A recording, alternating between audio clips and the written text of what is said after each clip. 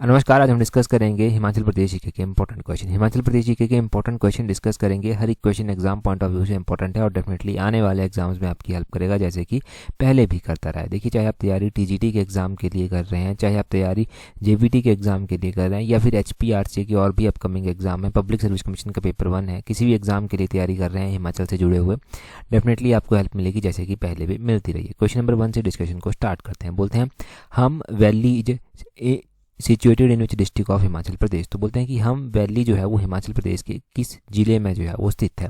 ये हम वैली जो है वो इम्पॉर्टेंट वैली है और ये हम वैली जो है वो ऊना डिस्ट्रिक्ट में जो है वो स्थित है। ऑप्शन सी जो है वो सही आंसर इसका हो जाएगा।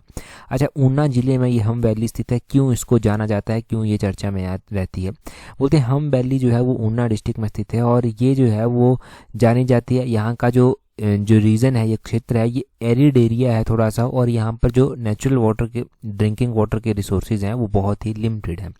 एक तो ये इसलिए जाना जाता है क्योंकि यहाँ पर नेचुरल ड्रिंकिंग वाटर के रिसोर्सेज जो हैं बहुत ही लिमिटेड हैं, और ये वैली जो है वो उन वैलीज़ में से आती है जहाँ पर ग्राउंड वाटर को जो है बहुत ही गंदे तरीके से एक्सप्लॉइट किया गया है। मतलब बहुत ही ज़्यादा उसका यूज़ कर लिया गया, मिसयूज़ कर लिया गया, और अब वहाँ पर वाटर की क्वालिटी जो है, ग्राउंड वाटर की जो क्वालिटी है वो जो है वो क्रिटिकल कैटेगरी में जो है वो पहुँच गई है।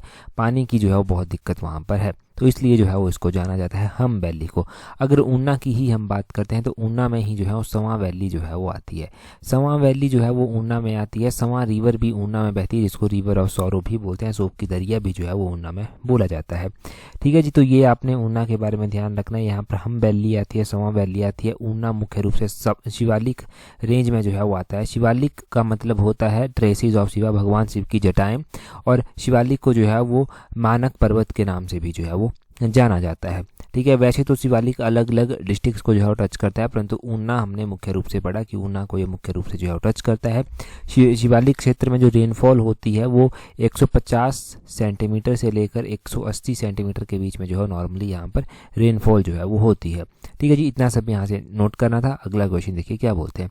अगले क्वेश्चन में बोलते हैं in which year Janata Party, जिसको जेपी भी बोला जाता था, won all 4 seats in Lok Sabha, जो कि कांगड़ा, मंडी, शिमला, हमीरपुर आते थे इन हिमाचल प्रदेश। तो बोलते हैं कि किस वर्ष जनता पार्टी ने हिमाचल प्रदेश में जो है वो 4 लोकसभा सीटें जो है वो जीती। ये 4 लोकसभा सीटें जो है वो जीती गई थी हिमाचल प्रदेश में जनता पार्टी के द्वारा 1977 में। ऑप्शन सी जो है वो सही आंसर है। ये 1977 का जो पीरियड था, ये कौन सा पीरियड था? ये वही दौर था जब हिमाचल प्रदेश में या पूरे इंडिया में जो है वो इमरजेंसी लगाई गई थी।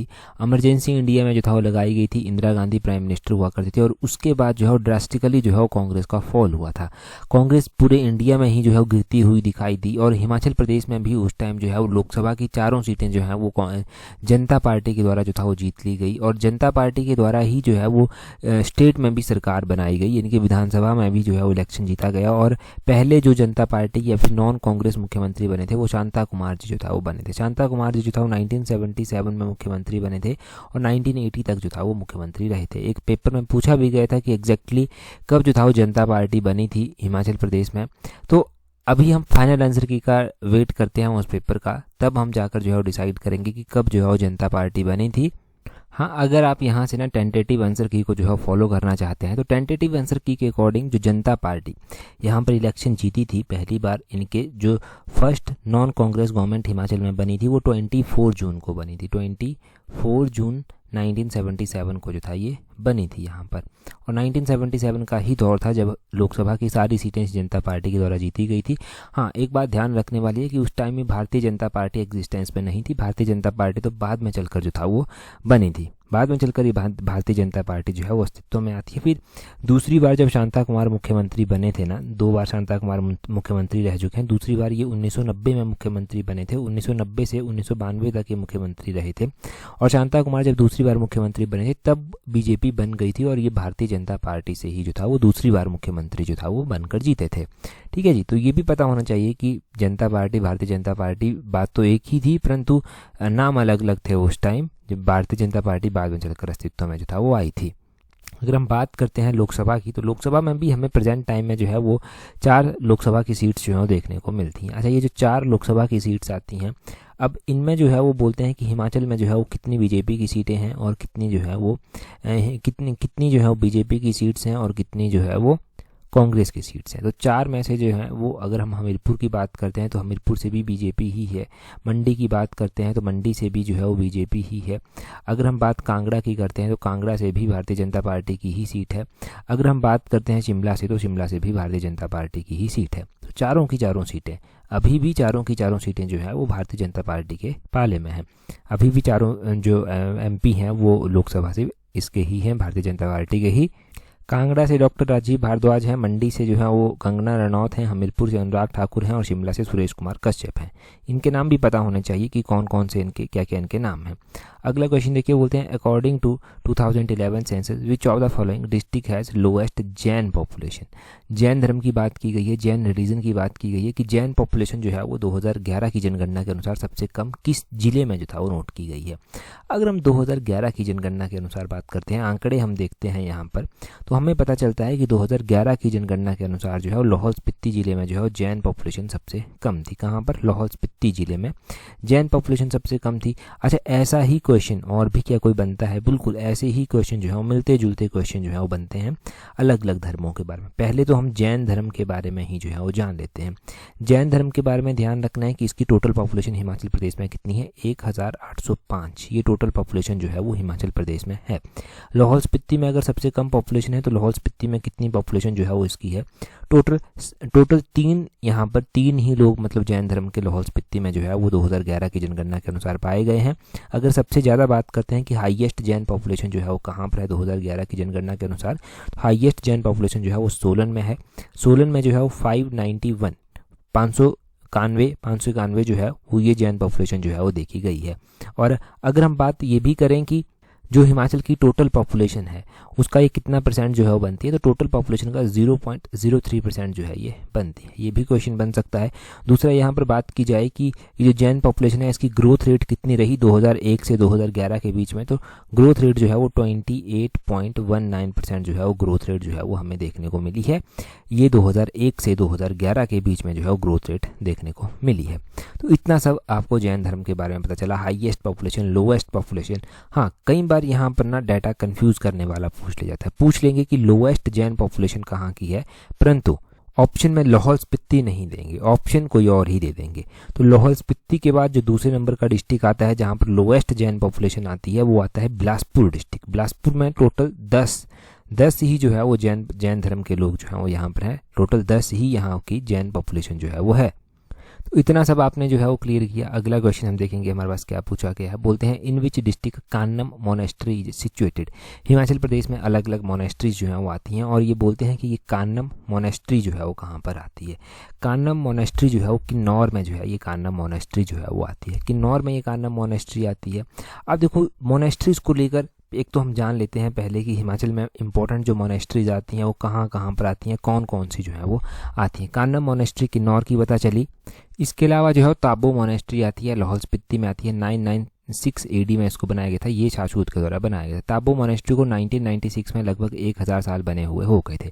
शाशूर मोनेस्ट्री आती है 7वीं सेंचुरी में बनी थी, देवा ग्यात्सो के द्वारा बनाया गया था। कार्दंग मोनेस्ट्री आती है 900 AD में ये बनी थी और कार्दंग विलेज लाहौल स्पीति में ही आती है। 912 ईस्वी में कार्दंग मोनेस्ट्री को फिर से रेनोवेट किया गया था और लामा नोरबू के द्वारा रेनोवेट किया गया था। तायूल मोनेस्ट्री आती है 17वीं सेंचुरी की मोनेस्ट्री है, लामा सारजा रिनचेन के द्वारा ये बनाई गई थी। हाँ, किन्नौर की मोनेस्ट्रीज की बात की जाती है, यहाँ पर कान्नम मोनेस्ट्री आती है, यहाँ पर जो है वो नामग्या मोनेस्ट्री भी आती है। नामग्या मोनेस्ट्री जो है वो किन्नौर में जो है वो आती है। इसके अलावा नाको मोनेस्ट्री भी जो है वो किन्नौर में आती है। नाको लेक भी है, नाको लेक भी किन्नौर में आती है और नाको मोनेस्ट्री भी जो है वो किन्नौर में ही जो है वो आती है। तो किन्नौर की ये तो 2-3 मोनेस्ट्रीज आपने ध्यान रखनी। अभी मोनेस्ट्रीज और भी ज़्यादा इंपॉर्टेंट हो जाती हैं। क्या रीज़न है इंपॉर्टेंट होने के पीछे का?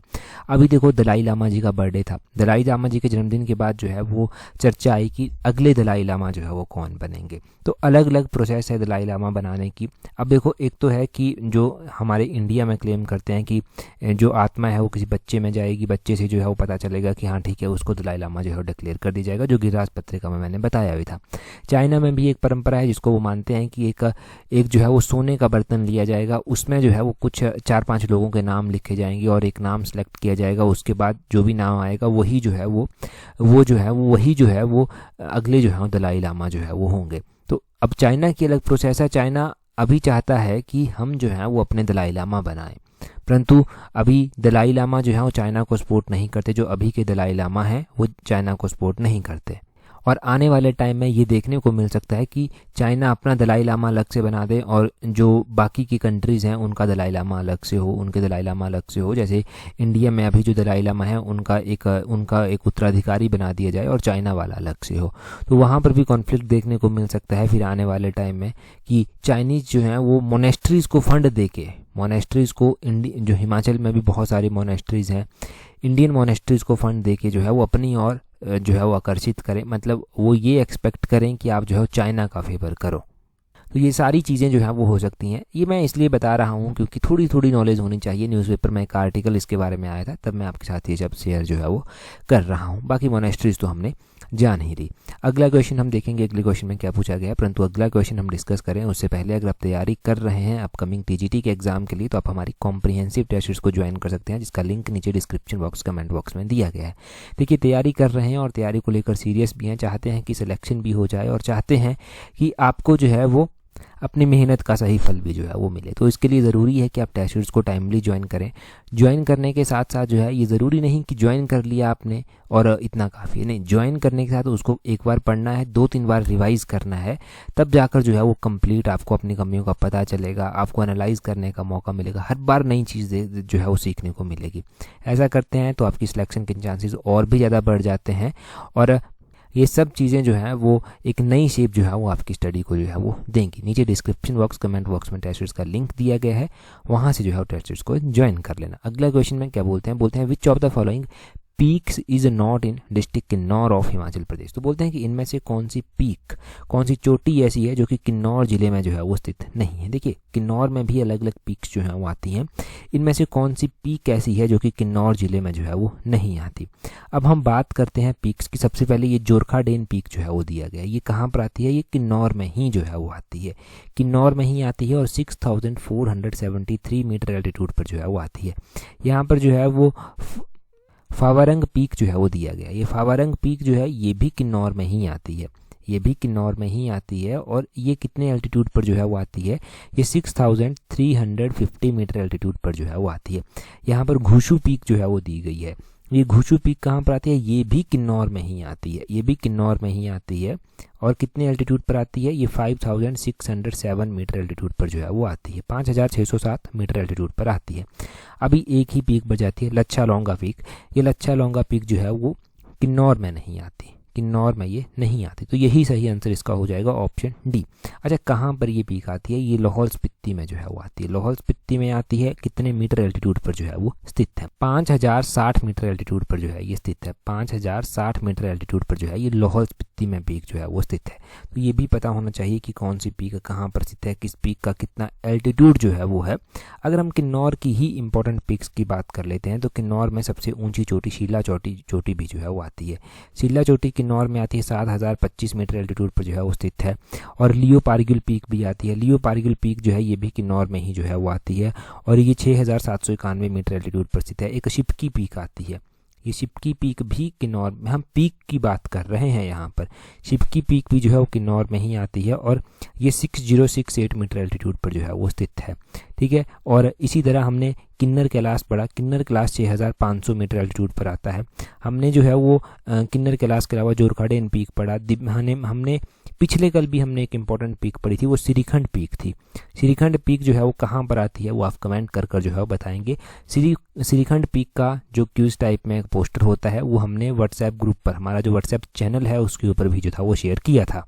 मैं आपको बता दूं कि व्हाट्सएप पर अगर आप नहीं जुड़े हैं हमारे पास तो नीचे डिस्क्रिप्शन बॉक्स में देखना, व्हाट्सएप का जो लिंक है, व्हाट्सएप ग्रुप का जो लिंक है वो भी वहाँ पर दिया गया है। व्हाट्सएप पर लगभग 13-14 हज़ार के करीब हमारे साथ एस्पिरेंट्स जुड़ चुके हैं, आप भी जुड़ जाइए वहाँ पर भी हम इन्फॉर्मेटिव चीज़ें डालते रहते हैं जो रिवाइज आपका करवाती रहती हैं। अगला क्वेश्चन देखिए क्या बोलते हैं according to 2011 census the Himachal Pradesh has an average population of dash people per bank branch. ये बैंक ब्रांच के अकॉर्डिंग पूछा गया है कि 2011 की जनगणना के अनुसार हिमाचल प्रदेश में प्रति बैंक कितने लोग जो है वो आते हैं, मतलब एक बैंक पर जो है वो कितने लोग जो है वो आते हैं। समझे आप बात को, यानी कि यहाँ पर बात की गई है कि औसत रूप से बताना है कि एक बैंक के ऊपर कितने लोगों का बर्डन है, ये बात यहाँ पर जो है वो की गई है। 2011 की जनगणना के अनुसार ये पता चलता है कि प्रति बैंक पॉपुलेशन जो यहाँ पर आती है वो 2919 आती है, 2919 जो है वो आती है, 2919 पॉपुलेशन ये आती है और ये 2011 की जनगणना के अनुसार हमारे पास आंकड़ा है। यहाँ पर ही हम देखेंगे, यहाँ पर देखिए थोड़ा सा डाटा दिया गया है। 2011 की जनगणना के अनुसार हिमाचल प्रदेश में जो एवरेज पॉपुलेशन है वो 2919 है पर बैंक ब्रांच पर इतनी आती है। और अगर नेशनल यानी कि इंडिया के साथ इसको कंपेयर किया जाए तो इंडिया में ये 11,000 जो है वो आती है, 11,000 जो है वो इंडिया में आती है और हिमाचल में जो है वो 2919 जो है वो आती है। हिमाचल प्रदेश में बात करें तो हमारे पास जो है वो 3 बैंक हैं जिनको मुख्य रूप से रिस्पॉन्सिबिलिटीज़ दी गई हैं। पंजाब नेशनल बैंक आता है, स्टेट बैंक ऑफ इंडिया आता है और यूको बैंक जो है वो आता है। सबसे ज़्यादा ब्रांचेज जो आती हैं ना वो पंजाब नेशनल बैंक की ही जो है वो सबसे ज़्यादा ब्रांचेज आती हैं। पंजाब नेशनल बैंक की जो है वो कितनी ब्रांचेज जो है वो हिमाचल प्रदेश में आती हैं, तो 354 ब्रांचेज जो हैं वो इसकी हिमाचल प्रदेश में आती हैं। स्टेट बैंक ऑफ इंडिया की बात करते हैं तो 349 ब्रांचेज इसकी आती हैं। यूको बैंक की 181 ब्रांचेज जो हैं वो इसकी आती हैं। और ये जो आंकड़ा है ये कब तक का आंकड़ा आपके साथ शेयर किया जा रहा है, तो ये जो है वो आंकड़ा आपके साथ सितंबर 2024 तक का आंकड़ा जो है वो शेयर किया जा रहा है। सितंबर 2024 तक इतनी बैंक ब्रांचेज यहाँ पर थी। बैंक तो हमारे पास और भी हैं, जैसे कि लास्ट एडिशन में भी हमने ग्रामीण बैंक की बात की थी, 274 जो है वो हिमाचल प्रदेश में ग्रामीण बैंक की ब्रांचेज हैं। HDFC की अगर हम बात करते हैं, प्राइवेट बैंक है, HDFC की 108 ब्रांचेज हिमाचल में आती हैं। ICICI बैंक आता है, ICICI बैंक की कितनी ब्रांचेज हैं, 57 ब्रांचेज हैं इसकी। और उसी तरह जो है वो स्मॉल फाइनेंस बैंक भी आते हैं हिमाचल में 4, उनकी 25 ब्रांचेज हैं। हिमाचल प्रदेश का अपना जो है वो Himachal Pradesh cooperative sector bank है, जिसमें स्टेट अपेक्स कोऑपरेटिव बैंक आता है, Himachal Pradesh state cooperative bank आता है जिसमें 263 ब्रांचेज आती हैं। कांगड़ा सेंट्रल कोऑपरेटिव बैंक आता है, इसकी 217 ब्रांचेज जो हैं वो आती हैं। और टोटल नंबर ऑफ ATM अगर हम बात करें, ATM मशीन्स जो होती हैं, ऑटोमेटिक टेलर मशीन्स, ये जो है वो हिमाचल में 2120 जो है वो हैं। और ये डाटा भी मैं आपको सितंबर 2024 तक का ही बता रहा हूँ, जो हमारे पास ऑफिशियल आंकड़ा जो है वो है। प्रतिवर्ष आंकड़े चेंज होते रहते हैं, तो फिलहाल ये ऑफिशियल आंकड़ा हमारे पास है। आगे बोलते हैं which of the following district has lowest reserved forest area in Himachal Pradesh. तो बोलते हैं कि कौन से जिला ऐसा है हिमाचल का जहां पर सबसे कम रिजर्व्ड फॉरेस्ट एरिया जो है वो आता है। अगर हम सबसे कम रिजर्व्ड फॉरेस्ट एरिया की बात कर रहे हैं हिमाचल के कॉन्टेक्स्ट में, तो हिमाचल प्रदेश में जो है, पहले तो जानिए कि टोटल रिजर्व्ड फॉरेस्ट एरिया कितना आता है। वो आता है 1883 स्क्वायर किलोमीटर। इतना एरिया जो है वो रिजर्व्ड फॉरेस्ट के अधीन आता है। और हमीरपुर डिस्ट्रिक्ट हो गया, हमीरपुर के अलावा किन्नौर डिस्ट्रिक्ट हो गया और मंडी डिस्ट्रिक्ट हो गया, इनमें जो है वो जीरो रिजर्व्ड फॉरेस्ट एरिया जो है वो आता है। इनमें 0 रिजर्व्ड फॉरेस्ट एरिया आता है, तो यही सही आंसर होगा, लोएस्ट वाला यही आंकड़ा हमारे पास है। अगर हम हाईएस्ट रिजर्व्ड फॉरेस्ट एरिया की बात कर रहे हैं, यहाँ पर रिजर्व्ड फॉरेस्ट एरिया की बात की जा रही है, तो हाईएस्ट जो है वो सिरमौर में है।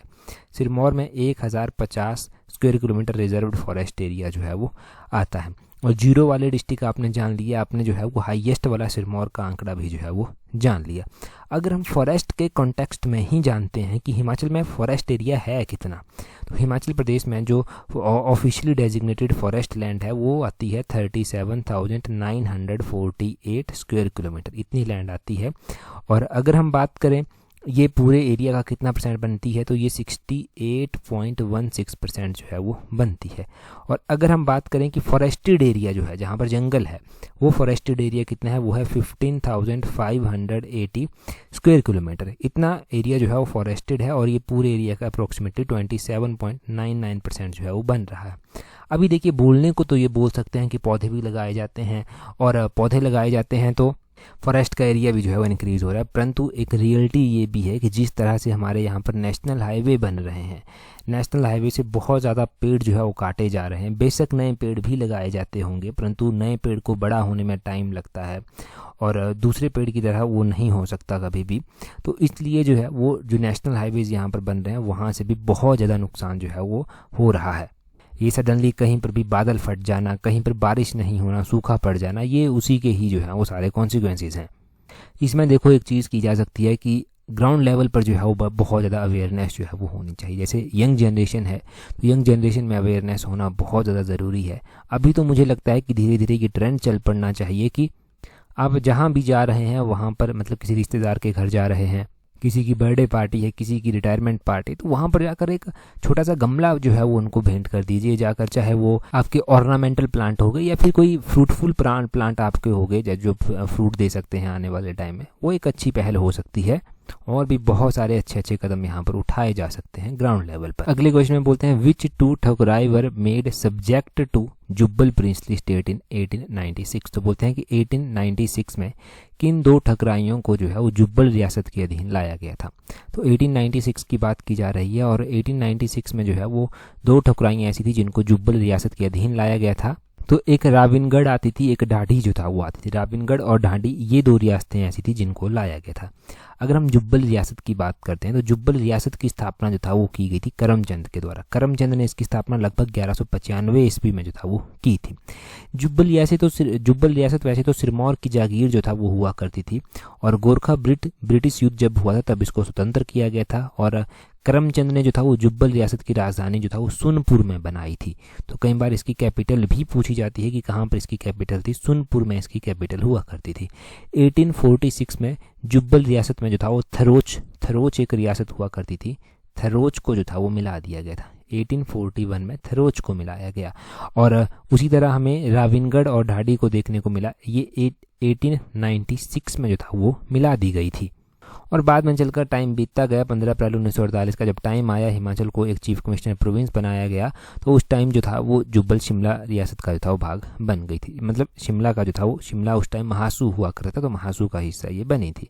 आगे बोलते हैं in which of the following place did the famous poet Kalidas call the Himalayas god soul. तो बोलते हैं कि प्रसिद्ध कवि कालिदास ने अपने किस नाटक में हिमालय को देवात्मा कहा है। देवात्मा यानी कि गॉड सॉल्स जो है वो कहा गया है। तो ये कौन से अपने नाटक में जो है वो कालिदास ने कहा है। कालिदास का एक नाटक है जिसका नाम है कुमार संभवम। कुमार संभवम में कालिदास ने जो है वो देवात्मा जो है वो हिमालय को कहा है। तो कालिदास ने भी हिमालय का वर्णन जो है वो किया है अपने ग्रंथों में और कालिदास के अलग अलग ग्रंथ आते हैं, परंतु कुमार संभवम में उसने इस तरह से जो है वो हिमालय को दर्शाया है। अगर हम बात करते हैं अलग अलग ग्रंथों की, अलग अलग क्वेश्चन जो यहाँ से बनते हैं उनके बारे में, तो पाणिनि का भी नाम आपने सुना है। पाणिनि ने भी जो है वो त्रिगर्त के बारे में जो है वर्णन किया है। त्रिगर्त के लोगों को आयुधाजीवी जो था वो पाणिनि ने जो था वो कहा था। त्रिगर्त ने किया, कालिदास ने किया, कलहन के द्वारा भी किया गया। कलहन का एक ग्रंथ था रास तरंगिनी में जो था वो उसने मेंशन किया था हिमाचल के लोगों का। तो बाकी तो महाभारत हो गया, रामायण हो गया, यहाँ पर विष्णु पुराण, मार्कंडेय पुराण, यहाँ पर भी जो है कहीं ना कहीं पर मेंशन देखने को मिलता है। अभी तो कालिदास वाला क्वेश्चन क्लियर हुआ, आपका इंपॉर्टेंट क्वेश्चन है, ऐसा क्वेश्चन बनता है एग्जाम में। आगे बोलते हैं कंसीडर द फॉलोइंग स्टेटमेंट। बोलते हैं निम्नलिखित कथनों के ऊपर विचार कीजिए। बोलते हैं दरोश जिसको जो है दुबदुब और न्यामसा दोपांग भी बोला जाता है, form of marriage in Kinnaur, कि ये किन्नौर में जो है वो एक विवाह का प्रकार है। और बोलते हैं इट इज सिमिलर टू कुंचन मैरिज टाइप ऑफ असम। तो बोलते हैं कि ये असम के कुंचन विवाह के प्रकार जो है, विवाह प्रकार के समान जो है वो होती है। देखो मैरिज की जो टाइप है वो तो याद करने ही पड़ेंगे, अगर पेपर देना है, नंबर लेने हैं, मेरिट में आना है तो याद करने ही पड़ेंगे। और बहुत बार मैंने रिवाइज करवाए हैं मिशन अलाइड में, जो रेगुलर हमारे साथ जुड़े हुए हैं ना उनको अभी तक याद भी हो गए होंगे। देखो हमारी कोई भी वीडियो ना 20-25 मिनट के बीच में ही होती है। अगर आप डेली फॉलो करते हैं ना इसको, तो 1 महीने के बाद जो है वो आपको रिजल्ट आना इसका खुद ही स्टार्ट हो जाता है। मतलब 24 आवर्स में से जो है अगर आपको 25 मिनट आप निकाल देते हैं और ढंग से चीज़ों को सुन लेते हैं ना, तो यूँ समझिए कि लाइफ सेट हो सकती है, पेपर क्लियर हो सकता है। बात मैरिज टाइप की हो रही है, तो दरोस है, दुबर है, ये जो है वो मैरिज के फॉर्म है और किन्नौर में ही इस तरह की मैरिज परफॉर्म की जाती है। बिल्कुल सही बात यहाँ पर कही गई है। और बोलते हैं कुंचन मैरिज का टाइप है, ये इसके समान जो है वो आता है। नहीं, कुंचन विवाह का प्रकार इसके समान तो आता है, यहाँ तक बात ठीक है, परंतु ये कुंचन असम का मैरिज का टाइप नहीं है, ये गलत हो गया। तो दूसरी स्टेटमेंट गलत हो गई। थोड़ा डिटेल में देखते हैं। Choose the correct option, only one is correct. क्यों ओनली वन इज करेक्ट? क्योंकि दरोस दुबर जो है वो किन्नौर में परफॉर्म किया था, सही बात है। ये कुंचन मैरिज टाइप के बराबर है, परंतु ये कुंचन मैरिज का टाइप सिक्किम में परफॉर्म जो है वो किया जाता है। इनमें क्या सिमिलरिटी है दोनों में? इन दोनों में जो है वो फोर्सफुल जो है वो काम किया जाता है। मतलब ब्राइड जो होती है ना, दुल्हन जो होती है, उसको जो है वो फोर्सफुली गैदरिंग कहीं पर मेला टाइप में होगा, वहाँ से ले जाया जाता है और जब लड़का उसको उठाकर वहाँ से ले जाता है तो लड़के के घर वाले जो है वो क्या करते हैं, अपने रिप्रेजेंटेटिव जो है उस लड़की के घर के लिए भेजते हैं, उनसे माफ़ी मांगते हैं, नेगोशिएट करते हैं, कंपनसेट करते हैं, उसको इजुल जो है वो बोला जाता है। तो इस तरह से यहाँ पर जो है ये परफॉर्मेंस होती है और इसके बारे में जाना इंटरेस्टिंग फैक्ट ये है, यहाँ से क्वेश्चन पक्का एग्जाम में बनता है। हाँ जी, किन्नौर में जो इंपॉर्टेंट मैरिज के टाइप परफॉर्म किए जाते हैं उसमें दम चालीसम, दमसांग चीज, बिनांग हजीज, जूसीज लव मैरिज के टाइप, द रोज, दुबर, ल्यामसा मैंगो, न्यामसा दिपांग, आशीष हुचीज, ये मैरिज बाय फोर्स आती हैं। जानेखंग जानेतंग कॉमन मैरिज का टाइप आता है। न्योतांग मिरार आता है, एक मैरिज होती है, इसमें 2 ही लोग जाते हैं क्योंकि फाइनेंशियल कंडीशन लड़के की ठीक नहीं होती।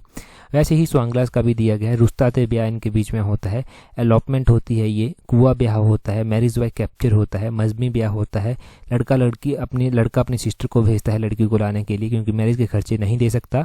और तसुद तवाक्ची डाइवोर्स का टाइप होता है, इसमें जो है वो धागे को तोड़कर जो है वो संबंध भी तोड़ दिए जाते हैं। बाकी अब अगला क्वेश्चन देखिए, अगले क्वेश्चन में बोलते हैं approximately what percentage of total geographical area of country falls in Himachal.